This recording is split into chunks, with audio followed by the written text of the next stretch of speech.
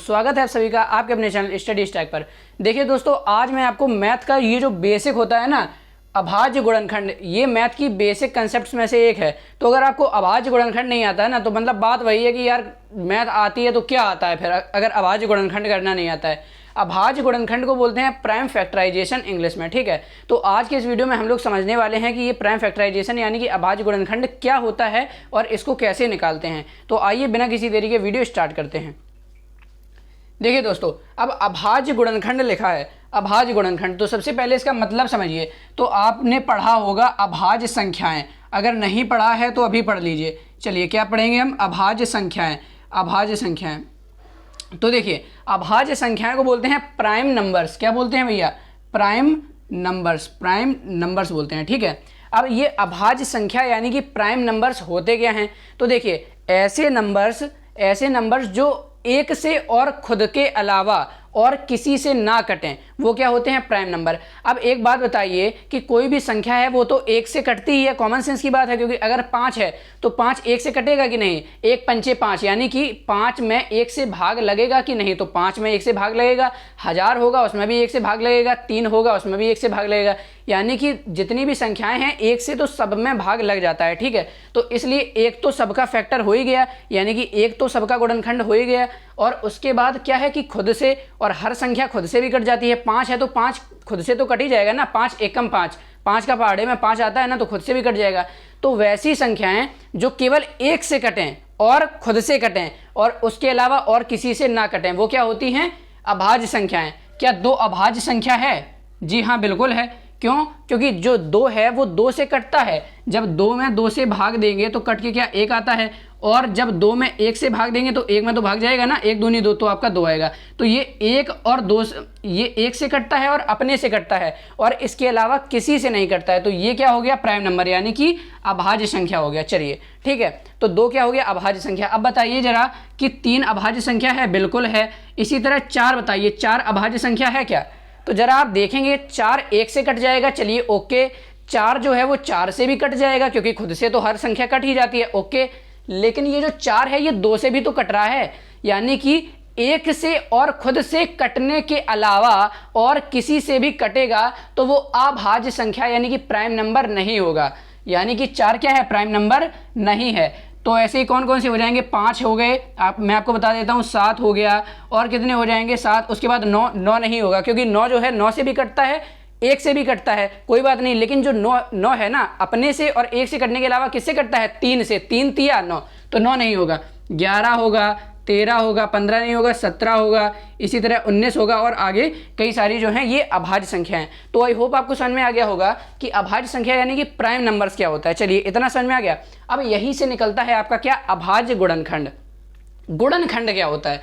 अच्छा, अभाज्य संख्या आप सीख गए, यानी अभाज्य क्या है। चलिए ठीक है, इसके बाद देखते हैं गुणनखंड, यानी कि फैक्टर।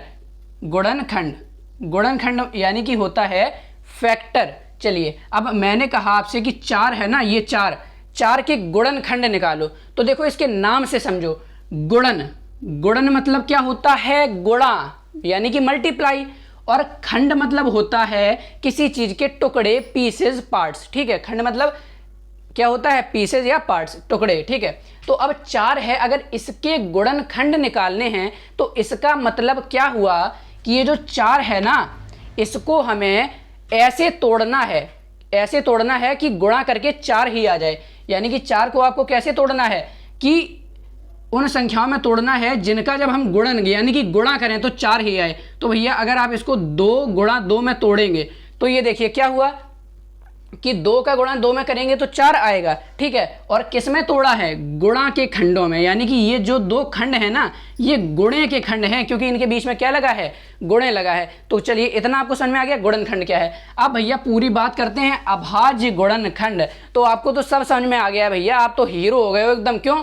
अभाज्य मतलब ये वाली संख्याएं, और गुणनखंड मतलब उसको गुणा के रूप में तोड़ देना। चलिए एक एग्जाम्पल लेते हैं। मैंने आपसे कहा 132 के अभाज्य गुणनखंड निकालो। क्या? 132 के प्राइम फैक्टराइजेशन करो, प्राइम फैक्टर निकालो। चलो तो आप इसको कैसे करेंगे भैया?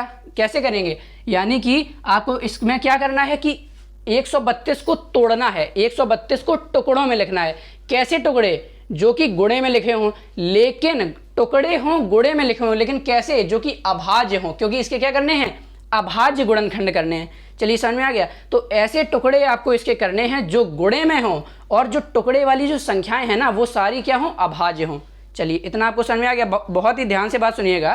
तो अब 132 का अगर हमें निकालना है तो हम कैसे निकालेंगे जी, तो क्या करेंगे, एक लाइन खड़ी खड़ी और एक लाइन पड़ी पड़ी ऐसे खींच दी। चलो अब इसके बाद क्या है, 132 किससे कटेगा, तो भैया हम जानते हैं 132 लास्ट में 2 है यानी कि 2 से कट जाएगा। तो 2 छंग 12, फिर 1 बचेगा, फिर से 12, 2 छंग 12, 66 आ गया। अब भैया मैं जानता हूँ कि बहुत लोगों को ये आता भी होगा, लेकिन ये यार एकदम बेसिक चीज़ है अभाज्य गुणनखंड। अगर आपको अभाज्य गुणनखंड नहीं आता तो LCM, HCF और बहुत सारी चीज़ें हैं, आप वो नहीं निकाल पाएंगे। इसलिए अभाज्य गुणनखंड प्राइम फैक्टराइजेशन ये मेन चीज़ है। चलिए आपको समझ में आ गया। तो ठीक है, अब इसमें किया। अब इसके बाद यहाँ पर 6 है यानी कि फिर से ये 2 से जाएगा। यानी इसका मतलब क्या हुआ कि आपको सबसे पहले छोटी संख्या से काटना है, 2 से शुरुआत करनी है। किससे, 2 से शुरुआत करनी है, क्योंकि 1 से शुरुआत करेंगे तो 1 से तो सब कटता ही जाएगा ना। तो 2 से शुरुआत करेंगे और 2 से हमने इसको काट दिया। अब फिर से 2 से कट रहा है तो फिर से 2 से काटेंगे। कितने बार में जाएगा, 2 3 6, 2 3 6, 33 बार में गया। यानी कि आपको छोटी संख्या से शुरुआत करनी है और तब तक काटना है जब तक कि ये 2 से कटना बंद ना हो जाए। अब देखिए 33 आ गया, 33 तो 2 से कटेगा नहीं, यानी कि 2 से कटना बंद हो गया। चलिए अब आप एक अगली वाली संख्या पे आइए, यानी कि 2 के बाद अभाज्य संख्या कौन सी है, 3। तो भैया 3 से अगर हम इसको काटेंगे तो कैसे काटेंगे, 3 यहाँ लिखा तो 3 एकम 3 भाग लगाइए, 3 एकम 3, 11 आ गया। चलिए अब इसके बाद 11 3 से कटेगा, नहीं ना कटेगा जी। तो जब 11 3 से नहीं कटेगा तो 11 को ऐसे ही लिखा, 3 से तो कटेगा नहीं, तो 11 किससे कटेगा, 1 से तो सभी कटते हैं, ठीक है। 2 से नहीं कटेगा, 3 से नहीं कटेगा, 4 से नहीं कटेगा, 5 से नहीं कटेगा, 6 से नहीं कटेगा, 7 से नहीं कटेगा, 8 9 10 ना, 11 केवल 11 से कटेगा। क्यों, क्योंकि ये जो 11 है ये क्या है, प्राइम नंबर है, अभाज्य संख्या है, एक और खुद के अलावा किसी से नहीं कटती है। तो 11 खुद से कटेगा, यानी कि 11 एकम 11। चलिए अब ये आपको प्रक्रिया कब तक करनी है, यानी कि काटते रहना, कब तक, जब तक यहाँ पर 1 ना आ जाए। 1 आ गया बस रुक जाओ। अब यार 1 को क्या काटोगे, 1 तो अपने आप से कटेगा। तो अगर 1 हम काटेंगे तो 1 एकम 1, फिर 1 आ गया, फिर क्या करेंगे, 1 एकम 1। तो जब 1 आ जाता है तो हम क्या करते हैं, बंद कर देते हैं, क्योंकि इसके बाद तो भैया 1 ही 1 आना है, ठीक है। अब ये क्या हो गए, इसके अभाज्य गुणनखंड हो गए, यानी कि 132 को हम किस तरह लिख सकते हैं, 132 बराबर है किसके, ये जो 2 गुणा 2 गुणा 3 गुणा 11 है। चलिए इतना समझ में आ गया। अब जरा इसका आप गुणा करके, मतलब कि 11 3 2 2 इन सब का गुणा करिए, यानी कि समटा दीजिए, तो क्या बनेगा, 132 ही बनेगा। समझ में आ गया। तो देखिए 11 3 33, 33 दूनी 66 और 66 दूनी 132, यानी कि इन सब का जब आप गुणा कर रहे हैं तो 132 आ रहा है, यानी कि ये बात तो हमारी क्लियर हुई। अब देखो 132 आ रहा है, तो अब ये गुणनखंड है बिल्कुल, क्योंकि इस संख्या के ये सब क्या है, खंड हैं, जो कि गुणे के रूप में लिखे हुए हैं, यानी कि ये इस संख्या के 132 के गुणनखंड हैं। क्या ये अभाज्य भी हैं, ये जो संख्याएं हैं ये अभाज्य हैं, जी हाँ बिल्कुल हैं। 2 अभाज्य संख्या है, 2 यहाँ है, 2 यहाँ है, 3 है तो 3 भी अभाज्य संख्या है, इसके बाद 11 है तो 11 भी अभाज्य संख्या है। यानी कि ये कैसे गुणनखंड हैं, अभाज्य संख्याओं के ऐसे पद जो गुणे में लिखे हैं, और इनका जब हम सॉल्व करेंगे, गुणा करेंगे तो 132 ही आएगा, तो वो क्या कहलाएंगे, 132 के अभाज्य गुणनखंड। तो दोस्तों आई होप आप लोगों को समझ में आया होगा। देखिए मैंने सवाल इसमें केवल 132 एक ही सवाल मैंने आपको करवाया, लेकिन पूरा आपको कंसेप्ट निचोड़ के समझा दिया है कि अभाज्य गुणनखंड यानी कि प्राइम फैक्टर होते क्या हैं, प्राइम नंबर क्या होते हैं, फैक्टर क्या होते हैं, फिर प्राइम फैक्टर यानी अभाज्य गुणनखंड क्या होते हैं। सब कुछ आपको इसमें समझ में आ गया होगा। सबसे पहले आपको शुरू करना है कहाँ से, छोटी संख्या से, 2 से, फिर 3 से, 2 3 5 7 11 13 17 19, 19 के बाद किससे जाएगा, 22 23, ठीक है 23 से जाएगा। उसके बाद किससे जाएगा, उसके बाद 25 नहीं, 26 नहीं, 27 नहीं, 28 नहीं, 29। तो ये सब क्या है, आपको छोटी, सबसे पहले सबसे छोटी अभाज्य संख्या 2 होती है, उसके बाद 3, उसके बाद 5, उसके बाद 11, इन्हीं से काट के देखना है। पहले सबसे छोटे से काटेंगे, उसको तब तक काटेंगे जब तक ये कटना बंद नहीं हो जाएगा, फिर उसके अगले वाले नंबर से काटेंगे। तो आई होप आपको समझ में आ गया होगा।